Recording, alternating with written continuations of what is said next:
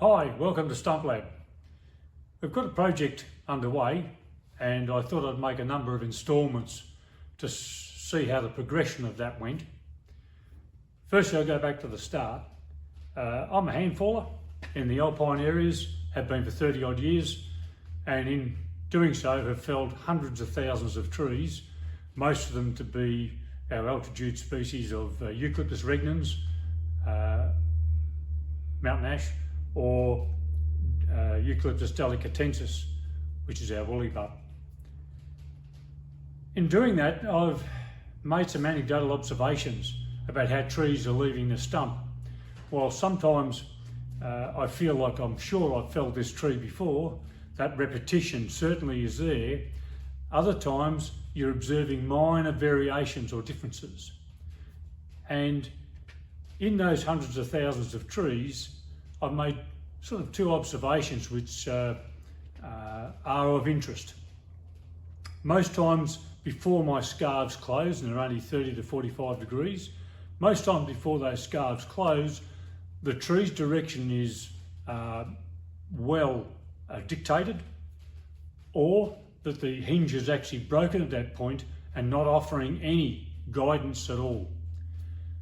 So that made me a little bit bemused that this idea of having these as close as you can to 90-degree scarves to maintain control of the trees. I think it's more of a Scandinavian softwood approach.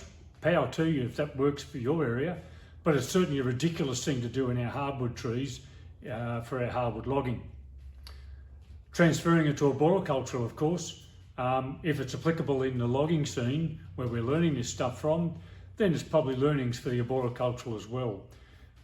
So I wanted to do some experimenting to see where that point of failure occurred in our hardwood trees. And the other was the angle of control. In other words, how far did the tree bend before control was lost? In other words, it was under complete control of gravity and no longer steering from the hinge, apart from pulling a bit of wood out from the stump or from the log itself, which we're trying to avoid in logging. So I came up with an experiment, and the experiment relied on me considering the hinge across the tree to be a board.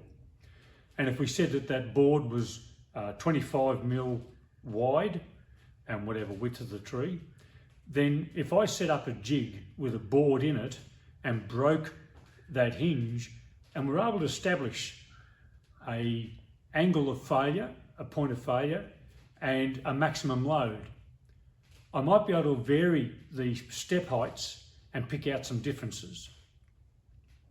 So let's have a closer look at that on the board. So, crude as it may be, here's my stump. The red oblong block there is the hinge. So that's what we're considering. Whether you do a conventional, Humboldt, double V, doesn't matter. The hinge behaviour is what we're looking at.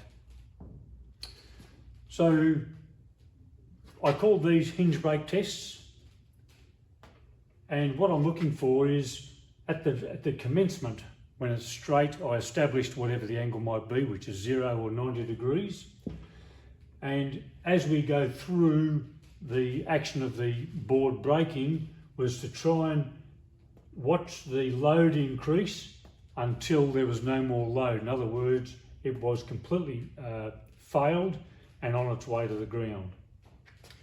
The angle of failure was the other thing, is to observe the changes to the angle as the load was being applied. And so I needed to have a way of looking at that, measuring it, so I could identify that.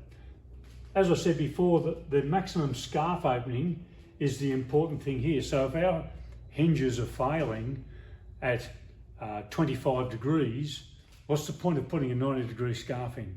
What's the point of putting a 50-degree scarf in? As you know, the more angle you put on your top or your bottom cut, the more it wears the bar guides in where your chain goes, because it's forcing itself to stay straight and the chain wants to cut across that hardwood and it's more difficult. So minimising our scarf opening to where it's appropriate and still effective is an important thing. And with regards to the load, so these are step heights: 75, 50, 25, 0 and minus 25. My hope was to line up with my gut feeling, my anecdotal thoughts, was that if we wound up with higher loads at these lower step heights, or less angle before failure at these heights, that would give me some separation in my data, and that's what I was looking for. And it's reducing work is what we're after. If you're doing hundreds of thousands of trees, you don't want to do any more wedging or work than you have to. So let's take a look at the testing device